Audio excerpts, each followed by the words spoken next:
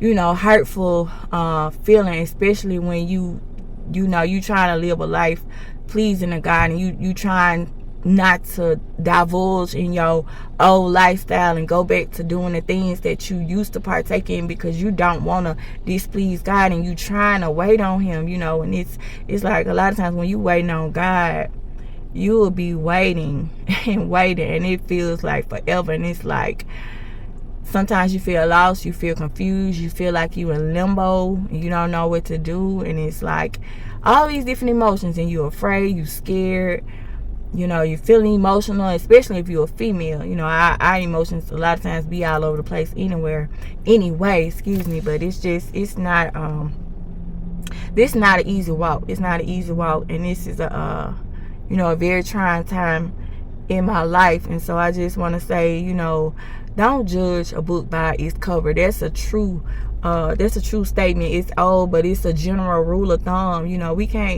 We shouldn't judge a book by its cover. We shouldn't judge a person or treat a person based off the way that they're dressed, based off if they're pretty or if they're handsome or if they got money or if they got a lot of followers or a large platform. Like, no, that's not how we should treat people, because the way a person is dressed or the way that how much money is in their bank account or where they live or whatever, at the end of the day, that doesn't mean anything. None of us are better than the next person, and it's like at the end of the day, when it's all said and done, we all gonna stand before the same God.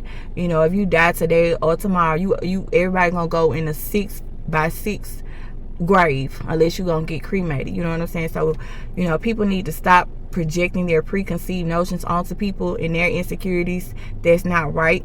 It's not of God, and people need to treat people the way that they want to be treated, and treat people with respect, because God is watching us. He is watching. He sits high and he looks low. And I know that a lot of people tend to lose sight on, hey, there is an all-knowing, all-powerful God that is watching everything that we do, and he is recording, everything that we say and everything that we do. And at the end of the day, we're all going to stand before God, and we're going to give an account for the life that we lived on this earth. And it doesn't matter how much money you have in your bank account. It doesn't matter what your job position is. It doesn't matter. It doesn't matter. We all will give an account.